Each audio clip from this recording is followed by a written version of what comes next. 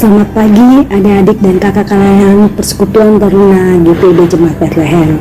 Puji Tuhan, kalau pagi ini kita masih diberi kesehatan dan kekuatan, di mana pagi ini kita akan bersama-sama membaca firman Tuhan dan merenungkannya. Untuk itu, mari kita ambil kitab kita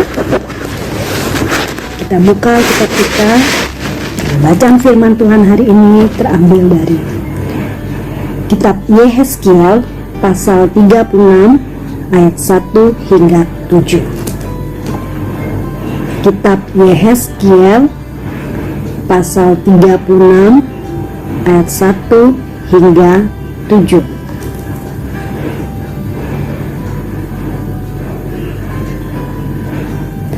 Kalau kita sudah membukanya, mari kita tunduk kepala, kita mohon bimbingan Roh Kudus agar kita boleh bisa mengerti firman Tuhan dengan benar. Mari kita berdoa. Pagi yang indah Tuhan sudah berikan pada kami, segala puji syukur kami naikkan padamu untuk nafas hidup, kesehatan, serta kekuatan yang Tuhan berikan pada kami. Terima kasih banyak Bapa. Dan saat ini kami akan membaca firman-Mu. Mari Tuhan, beri kami hikmat pengertian, agar kami boleh memahami firman Tuhan dengan benar, dan mampukan kami menjadi pelaku-pelaku firman-Mu. Kami mohon ampun atas dosa-dosa kami ya Bapa, agar kami boleh layak di hadapan-Mu. Dalam Kristus Yesus kami naikkan doa dan syukur kami pada Bapa di sorga. Amin. Mari adik-adik dan kakak-kakak layan, kita akan membaca firman Tuhan secara bersama-sama. Bacaan firman Tuhan terambil dari Yehezkiel pasal 36 ayat 1 hingga 7 yang demikian bunyinya. Pembaharuan Israel. Hai engkau anak manusia, bernubuatlah mengenai gunung-gunung Israel, dan katakanlah, hai gunung-gunung Israel, dengarlah firman Tuhan. Beginilah firman Tuhan Allah. Oleh karena musuh itu berkata mengenai kamu, syukur, bukit-bukit dari dahulu kala sudah menjadi milik kita.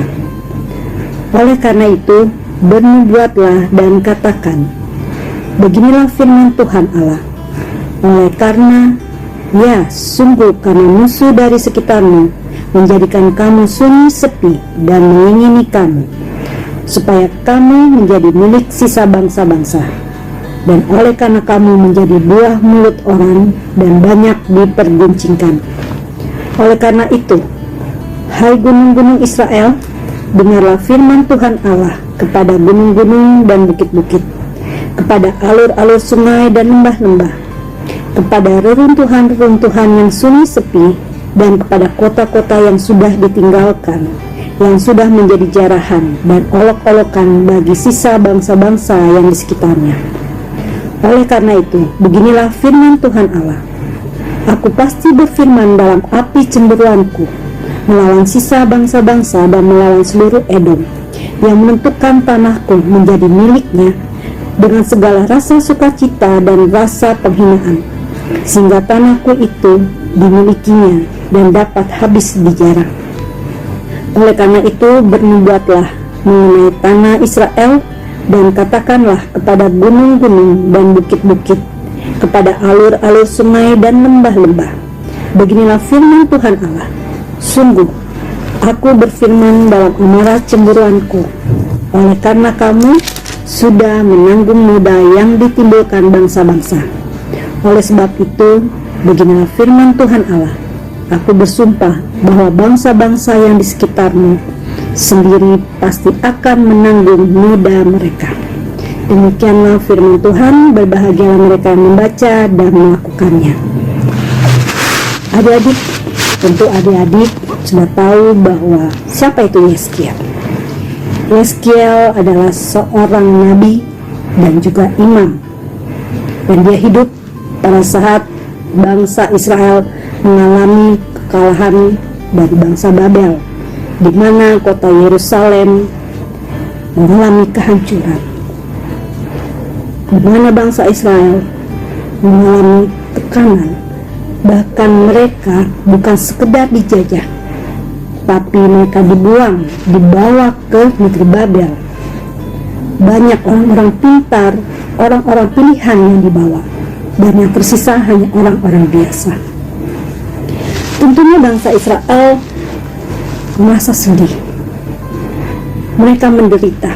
Mereka merasa susah kehidupan mereka. Tapi disinilah Yehezkiel dipilih Tuhan untuk ditugaskan menyampaikan firman Tuhan agar bangsa Israel tidak perlu takut, tidak perlu khawatir, tidak perlu sedih, bahwa semua ini akan berubah. Tuhan akan memulihkan mereka kembali, asalkan bangsa Israel yang sudah melakukan banyak kesalahan, di mana mereka seringkali menyembah Baal, mereka seringkali menyembah ilah-ilah lain yang membuat Tuhan murka, yang membuat Tuhan marah, sehingga bangsa Babel ini boleh menghancurkan atau membuat bangsa Israel mengalami kesusahan atau kekalahan.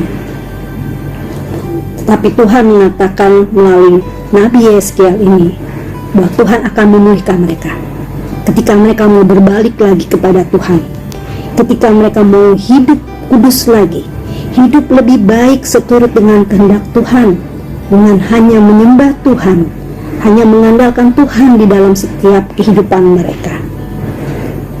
Begitu juga adik-adik dengan kehidupan kita sekarang ini. Saat ini kita mungkin mengalami kesusahan, di mana adanya wabah corona atau pandemi COVID-19. Kehidupan kita terganggu, aktivitas kita terganggu. Banyak orang yang gak bisa bekerja, tidak bisa sekolah, tidak bisa beribadah, harus bekerja, belajar, bahkan beribadah di rumah masing-masing, sehingga membuat aktivitas kita susah untuk bergerak.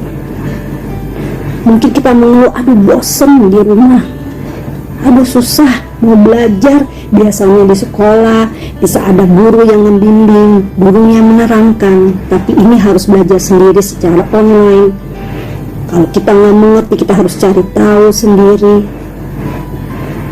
Tapi janganlah kita putus asa seperti bangsa Israel ini. Tuhan juga pasti akan memulihkan keadaan kita. Namun bagaimana kita mau berserah kepada Tuhan, mau mengandalkan Tuhan?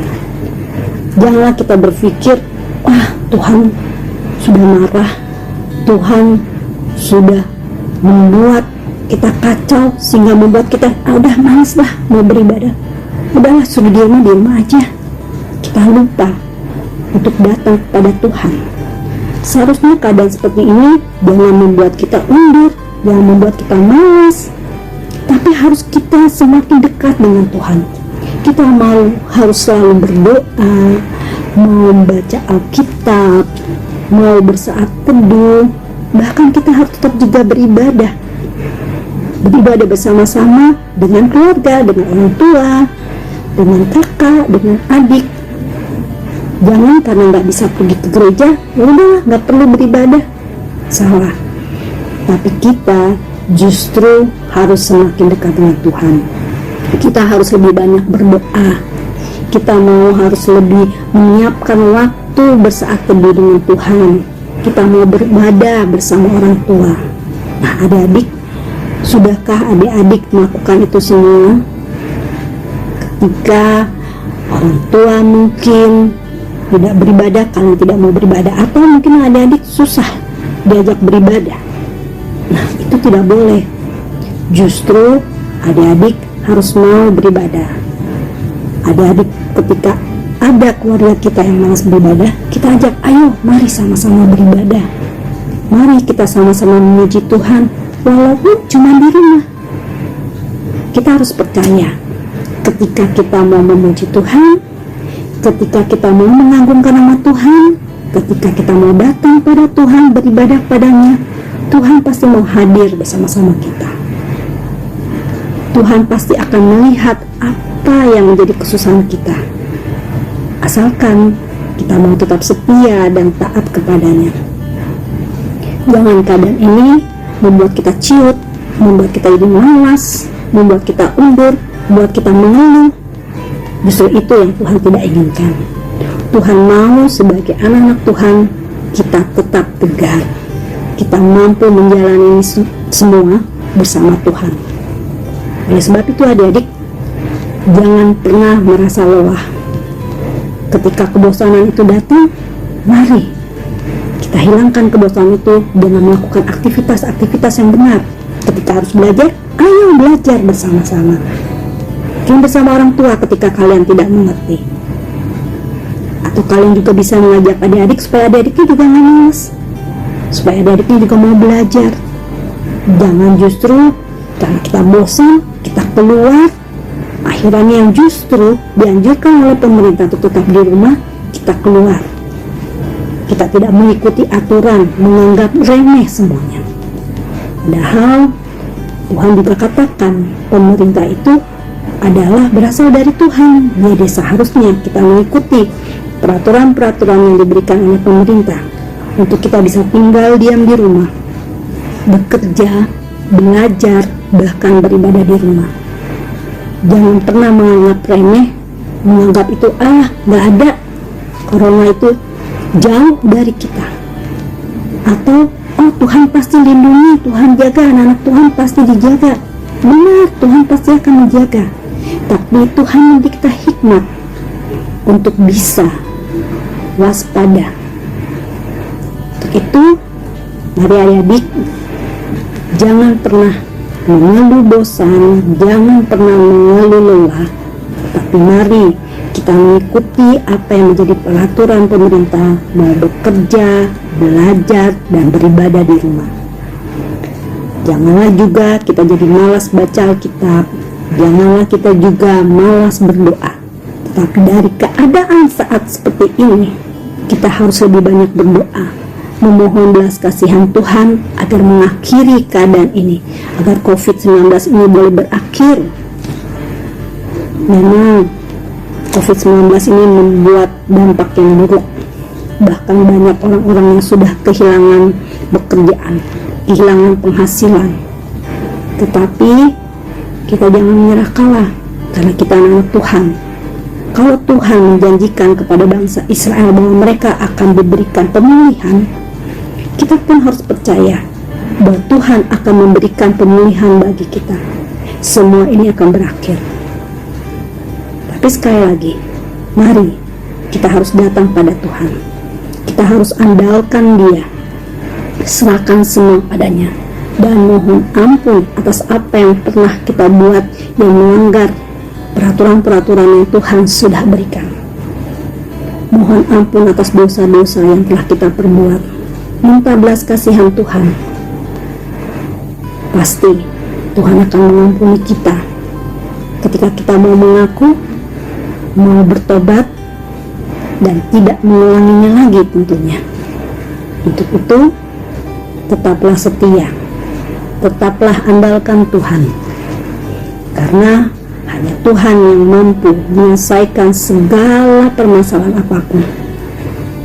Jadikanlah Tuhan satu-satunya penolong, satu-satunya juru selamat kita. Ketika kita mau datang pada Dia, tidak ada yang mustahil, karena Allah kita adalah Allah yang perkasa, Allah yang hebat. Jadi sekali lagi kita mengingatkan, mari jangan pernah menyerah, tapi terus tegar, terus bawa ini kepada Tuhan lewat doa-doa kita, dan biarlah kita terus mau menyembah Dia. Kita mau mengandalkan Tuhan, agar Tuhan selalu menolong, menjaga, memelihara kehidupan kita. Dan percayalah, semua permasalahan saat ini, COVID-19 ini, akan berakhir ketika kita boleh berserah dan percaya bahwa Tuhan akan mengakhirinya. Amin. Adik-adik, mari kita berdoa. Ya Bapa yang bertata dalam kerajaan surga, kami datang kembali kepadamu. Kami mengucap syukur kalau hari ini Tuhan berikan kami kesempatan lagi untuk membaca firman-Mu. Bapa, kami tahu kalau Tuhan boleh menolong orang Israel untuk bangkit kembali di dalam masa pembuangan mereka, di masa kehancuran mereka, sehingga Tuhan boleh memulihkan mereka. Kami pun percaya Tuhan juga akan menolong kami dalam masa permasalahan kami saat ini, di mana pandemi COVID-19 ini yang membuat kami susah. Tapi kami percaya Bapa, sebagai anak-anak Tuhan, kami boleh terus setia kepadamu, taat kepadamu. Jangan biarkan kami menjadi lemah,